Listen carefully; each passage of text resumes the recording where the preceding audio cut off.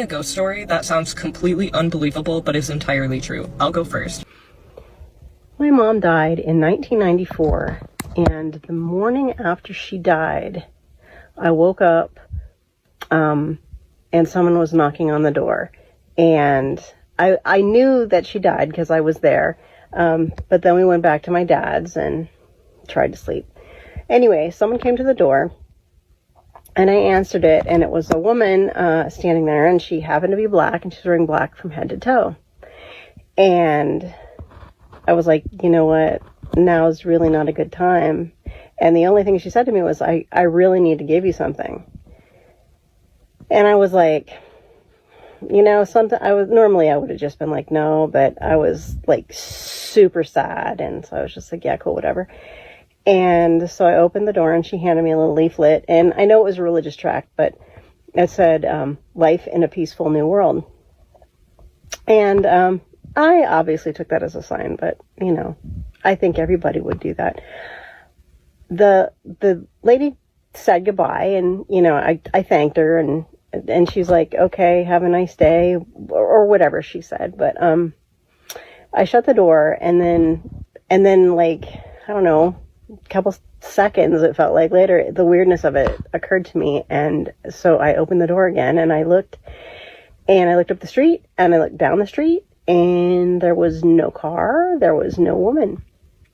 And I was like, wow, that's kind of weird. But, you know, it's not proof. But anyway, so flash forward like 7 years, and my dad has taken ill, and he had emphysema, and like my mom died of lung cancer. They were heavy smokers. And my dad, he had taken ill, and he was in the hospital, and he was clearly lingering. And up for a few weeks, I think, before he even went into the hospital, he was talking about the lady that he kept waking up and seeing at the foot of the bed, and he'd close his eyes, and he'd, you know, open them again, and she'd still be there. And an interesting point is that this woman that he was seeing was black. And anyway, so unfortunately, he got sicker, and he was on a vent.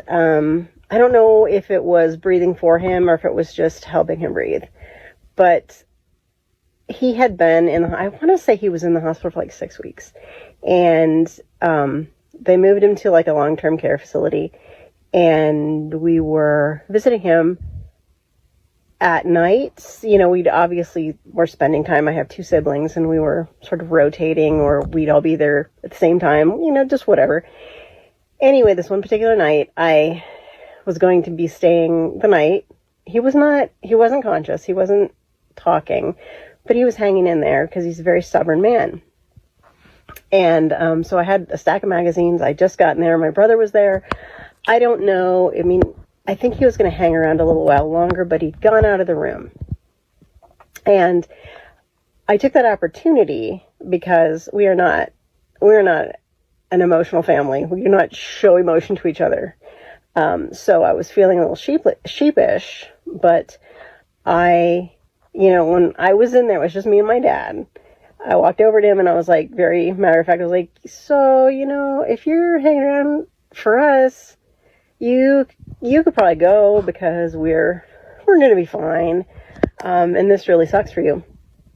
And so right when I finished, I was looking at him, and right when I finished saying that, I looked up and I looked over at the door, and I saw legitimately a human form that was like misty white. And when I looked at it, it immediately stepped to the side so that it was completely obscured, like, oh, and it ducked behind a wall. Anyway, so I just sort of looked at the door like,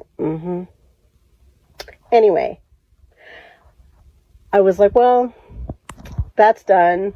I'm going to go get a snack out of the vending machine. So I gathered up some change, and I'm still waiting on my brother to come back from wherever he was. But gathered up my change. I'm going to go to the little vending area, and I walk down the hall, and I think I passed the nurse's station because I don't know if I thought I might run into my brother, but I didn't even make it to the break room before a nurse chased me down, and she was like, he's gone. And I was like, oh. So I'm absolutely positive that what I saw was my mom coming to get my dad. And I think she did that very thing. And so, that shit's real, you guys. Survival of consciousness is real. So, and I've been talking about ghosts for a really long time. It's like it's my hyper focus. It is the one thing I'm always happy to info dump on. So, anyway, yeah.